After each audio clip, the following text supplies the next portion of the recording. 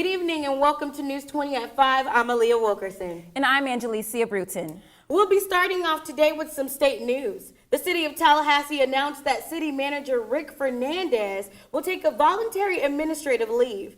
An ethics investigation is proceeding on Fernandez for soliciting Florida State football skybox tickets from a city lobbyist.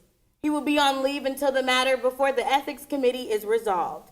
There is no update as to whether Fernandez paid for the tickets valued at $2,000. Deputy City Manager Reese Gold will be acting as city manager.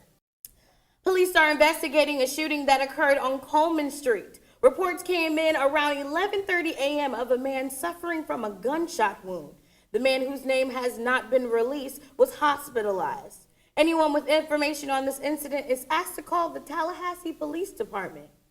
Mayor Andrew Gillum and city commissioners wrote an open letter to residents in hopes to restore trust in the public within the thick of recent controversy with the city government. The letter spoke on the recent FBI investigation, city manager Rick Fernandez's investigation, and increased gun violence. Commissioners stated that the operational side of the government serving residents must continue.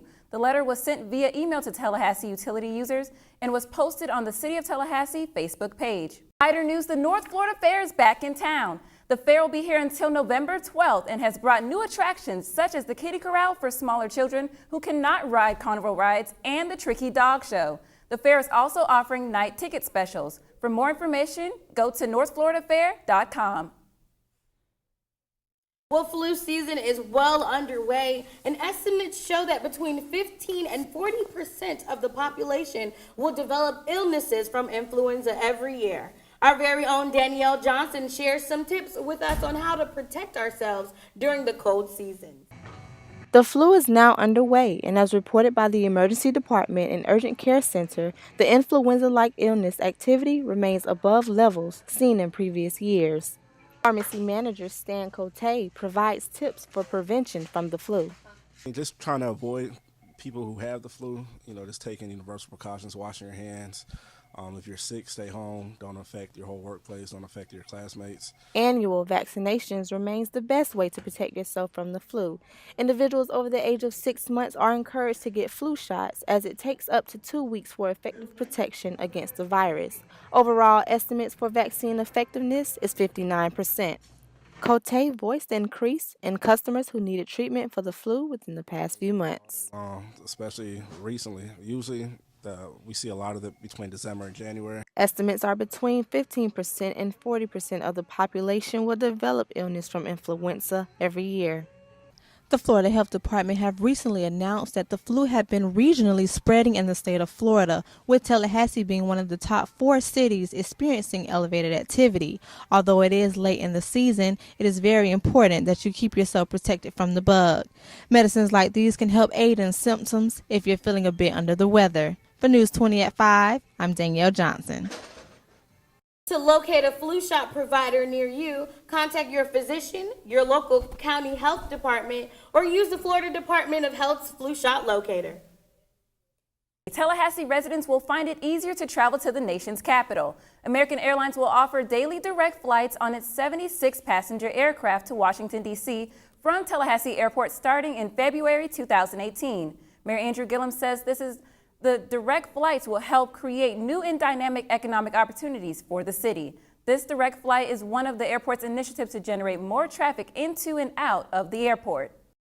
Lee County School System in Georgia is considering a parent's request for monitors on each school bus after an incident involving her child.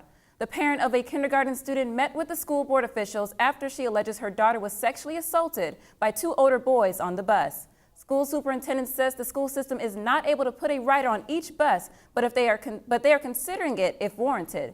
The parents started a petition on change.org to have monitors placed on all buses. Well, an Amazon fulfillment center is expected to open in Macon, Georgia. The Macon-Bibb Industrial Authority locked in a $19 million investment deal with Amazon Distribution. The center is expected to add more than 500 jobs to the county. Tallahassee has submitted a proposal to be selected for Amazon's second headquarters. Cities such as New York, Atlanta, Chicago, and D.C. have also submitted their proposals. Whichever city lands Amazon's next headquarters can expect a $5 billion capital investment and 50,000 high-paying jobs. Coming up on News 20 at 5, a terror attack kills 8 people in New York. Plus, most of Puerto Rico is still without power. Stay tuned for more.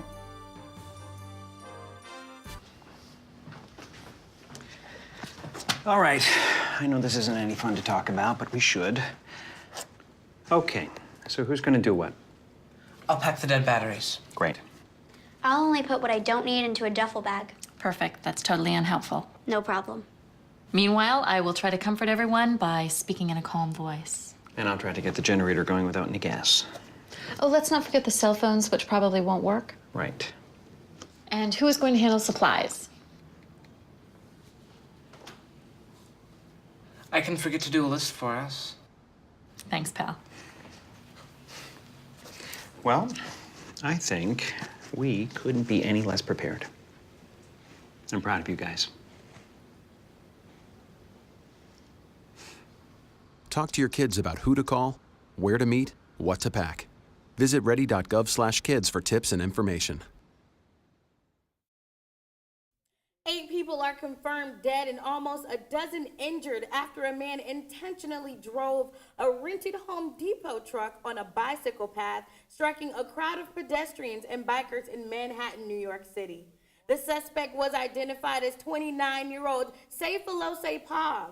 ISIS has claimed the attacker as a soldier of the caliphate. Officials say Pav began planning an attack a year ago and decided 2 months ago to strike on Halloween. This is New York's deadliest terror attack since 9/11. Indictment charges against 3 former Trump campaign officials, including campaign chairman Paul Manafort, has been filed. CNN Breonna Taylor tells us more. The White House on Monday distanced themselves from the indictments of former Trump campaign manager Paul Manafort and his deputy Rick Gates. Today's announcement has nothing to do with the president, has nothing to do with the president's campaign or campaign activity. The grand jury indictment for Manafort and Gates do not mention the Trump campaign. There is no evidence that Mr. Manafort or the Trump campaign colluded with the Russian government. But the men are accused of representing pro-Russian Ukrainian politicians before the campaign without disclosing that work to the U.S. Manafort and Gates' titles also come up in an affidavit charging a third man, George Papadopoulos. Papadopoulos was a foreign policy advisor for the Trump campaign who pleaded guilty to lying to the FBI. Look, this individual was the member of a volunteer advisory council that met one time over the course of a year. I'd hardly call that some sort of regular advisor, or as you want to, push that he's like a senior member of the staff. He was not paid by the campaign. Investigators wrote in the documents that Papadopoulos reached out to Trump campaign staff about his meetings with Russian contacts. Papadopoulos allegedly tried to set up a meeting between Trump campaign staffers and Russian officials. Trump's attorney Jay Sekulow said the president will not interfere as Mueller continues his work. The president is not interfering with Special Counsel Mueller's position. He's not firing the special counsel. He said that before.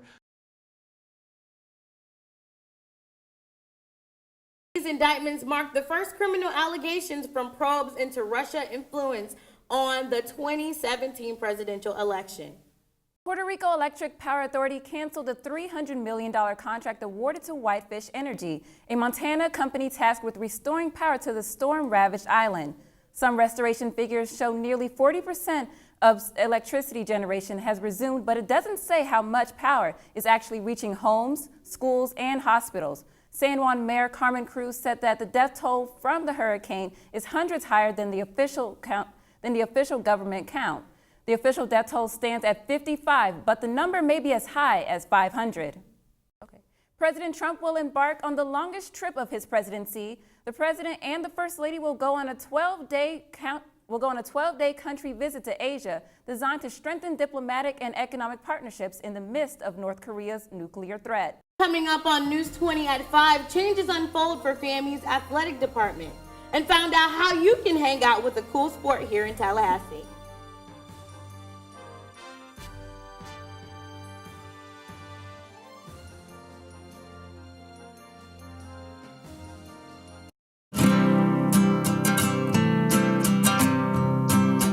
Every day across America, excess food is gathered by a network of good people at local food banks, giving hope to millions of children who struggle with hunger. They've earned their wings, and you can too. Together, we can solve child hunger. Support Feeding America and your local food bank at feedingamerica.org.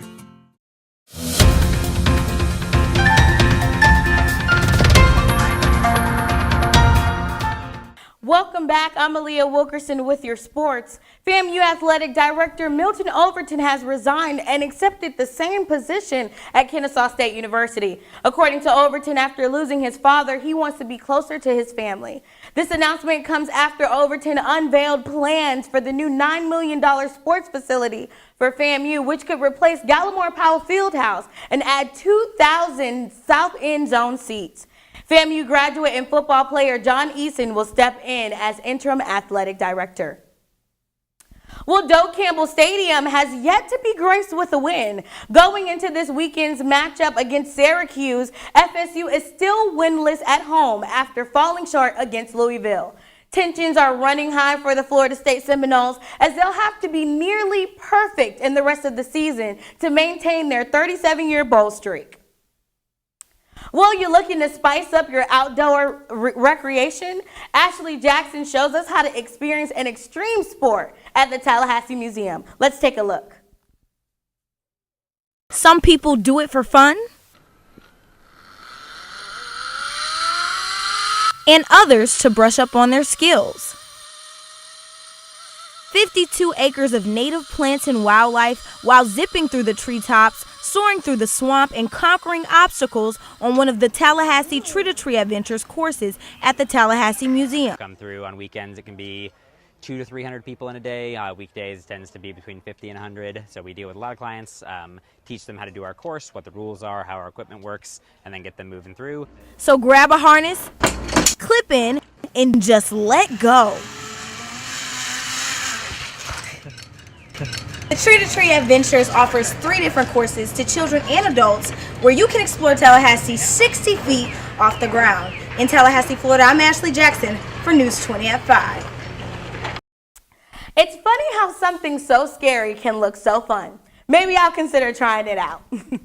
The Astros are your 2017 World Series champions. The Houston Astros claims their first World Series title in franchise history with a 5-1 victory from the Los Angeles Dodgers in Game 7. A series that featured wild lead changes and intense swings coasted to a fairly quiet end after an early 5-0 lead for the Astros. This history-making World Series comes after a tough summer for Houston. During Hurricane Harvey, massive flooding hit the city, killing 82 people. That's going to do it today for sports. After the break, the Tallahassee community came together this weekend for a long seat at the longest table. Stay tuned for more. Here's to the things that can keep us safe. Those we use all the time with hardly a thought. Those that are silently standing by to save our lives. And now, those that we carry with us everywhere we go. Many mobile devices will now bring you wireless emergency alerts, real-time information directly from local sources you know and trust. With the unique sound and vibration, you'll be in the know wherever you are. The 3rd annual Longest Table took place this past weekend in downtown Tallahassee. The goal of the event is to break bread while breaking barriers, community leaders and residents together in a special way to share a meal and engage in diverse conversation about enhancing the Tallahassee community. Mayor Andrew Gillum says he has high hopes that the conversations will remove judgment and gray areas.